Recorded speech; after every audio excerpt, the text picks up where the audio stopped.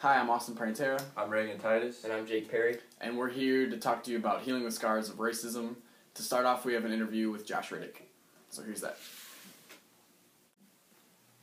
Alright, I got Josh Riddick here. Thanks for coming in, Josh. No problem. Thank you for having me. Yeah, so we just got a couple questions here to ask you from our Core 200 class. We're creating a media film for Healing Scars of Racism. Mm-hmm. And so I just got a couple questions here just to see your point of view on. The first of which is, how has past racism affected society today, and how does it still exist in today's culture? I think it has a huge effect on today's culture, really because of the fact of past racism has led to a mistrust from the minority towards the majority. Almost every minority group has had some sort of experience where they've been oppressed or held back or held down through racism, and there's been a constant ebb and flow of oppression onto the minority groups, whether it's African Americans and slavery, Jim Crow laws, to Tuskegee experiments, to Hispanics with the taking back of their lands in the Southwest, or even Asian Americans with internment camps and their work on the Transcontinental Railroad. Mm-hmm. There's just been a constant attempt by the majority to hold down the minority. And so currently, where that's, our time where that's not as much of a blatant attempt, if there is one that still exists, the minority, because of past experience, has a mistrust towards the majority.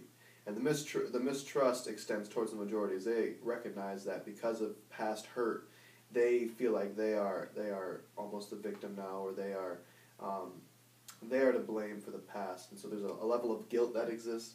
It doesn't need to be there, but exists because there's no sort of reconciliation that one group of people can help towards the other for past mistakes, but only can move forward trying to fix them. Alright, next question. How has racism affected you personally or someone close to you? Racism has definitely affected me personally as well as people very close to me. Being that I'm mixed, I have half my family that's African American. So I've witnessed and heard many stories over the years. Even with my parents while they were dating and getting married as young adults of an interracial relationship, they faced a lot of hardship just from people around them, whether they knew them or not. Specifically just being called out and not served at restaurants or not helped in certain places where there should have been a service given to them. So there's a lot of that. But even now I've seen my dad get pulled over multiple times with the same police officer, held on the side of the road for no reason for 20-25 minutes. My car's getting stopped and searched and stuff, pulled out of the car and then left on the side of the road and stuff like that. I've been followed through stores that are particularly marketed towards the white culture. So like an Abercrombie or Finch or a Hollister. Like I don't really shop there, but I've never felt comfortable shopping there because I walk into the store and I get followed. So I never even want to step in there. So I've had that happen. People lock their car doors on me just by me being in the vicinity. So it's interesting, but pretty frequent enough where it's not really a bother anymore. I understand it. I've seen it enough. That doesn't make it feel any better, but knowing that it happens and it's a reality that I gotta face, it makes kind of just, it is what it is. Yeah, that's like the little things that a lot of people of white privilege don't necessarily realize all the time. Sure. So that's great just to see that in your own scope, man. What can white culture do maybe to help amend the issues that some black people have gone through, or maybe not go through currently, but maybe have gone through? Mm-hmm. What are some ways that the white population of America can maybe empathize to those without pretending like they've gone through those same issues? Well, I think you said one of the ways, just not to pretend like that there is no such thing as privilege, or there's no such thing as that there isn't a difference between white and black culture. It's interesting that white culture is propelled by some of the things of black culture. So whether it's music, dress, or style, those things are well accepted, but the attitude towards the people that are creating that culture is not necessarily accepted. So people can love rap music and love that music that comes from the black culture, but don't feel the same way towards black people. It's really interesting to me. But I think the best way to combat that is, especially as Christians, is just to have the mindset that doesn't carry biases. So when you see someone of color, whether they're African American or not, just to not project stereotypes onto them, not project biases onto them. So you don't feel the need to clutch your purse or lock your doors because it's an African American walking past you, or a sense of fear shouldn't have to be there. You should see that person as a child of God first, a masterpiece created by the Lord, before you see them as a race, and not to see them based off what you understand that race to be or how you expect that race to react. The standard at which we expect people to react and interact with us is the standard at which they will react for the most part. It's called the Pygmalion effect. If you raise the bar to a certain level, people will rise to meet it. And so why not treat people with the level of dignity and respect that you would want yourself to be treated at, regardless of what race you are. I think that's a huge step that can be taken, and it needs to be taken. Yeah. Well, in one of the books that we read during this unit in our class by Eula Biss, it's called Notes from No Man's Land. One of the excerpts from her story says that perhaps it would be better if we simply refuse to be white, coming from a Caucasian author. What do you, coming from a mixed ethnicity, think of this excerpt from her novel? It's easy for her to say that because she's white, she doesn't carry some sort of stigma around her, any sort of expectation, and all the privileges that come with being white are simply there. So she could say, I just don't want to define myself by my race, and she can. But it's funny that she could define herself as an author, as a woman. Maybe she's a mother, has another job. She could define herself by so many things, and let that be the first thing that people see about her. And people will see her as that in that way. However, for a minority, no matter what they are, they're first seen as their race. So even like President Barack Obama, more often than not, you're going to hear him called a black president. Even though he's mixed, he's half black. He's by default not even black. He's biracial or mixed. So it's funny how those who are not white have to be defined by their race, while those who are white don't have to be defined by their race, and can say, well, you shouldn't define people by race, but that's how most people are firstly defined. So that notion, I don't think, is a realistic expectation, but I also think it's necessarily healthy.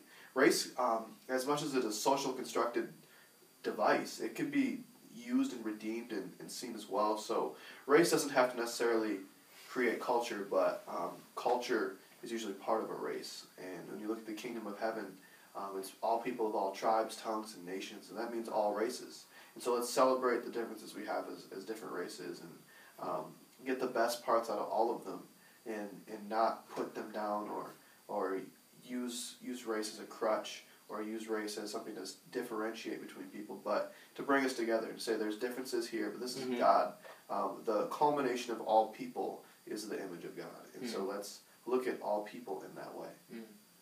So not necessarily forget about your own personal background or your own heritage, but to recognize the differences and just move forward with that. That's awesome. All right, well, thanks for coming in, Josh.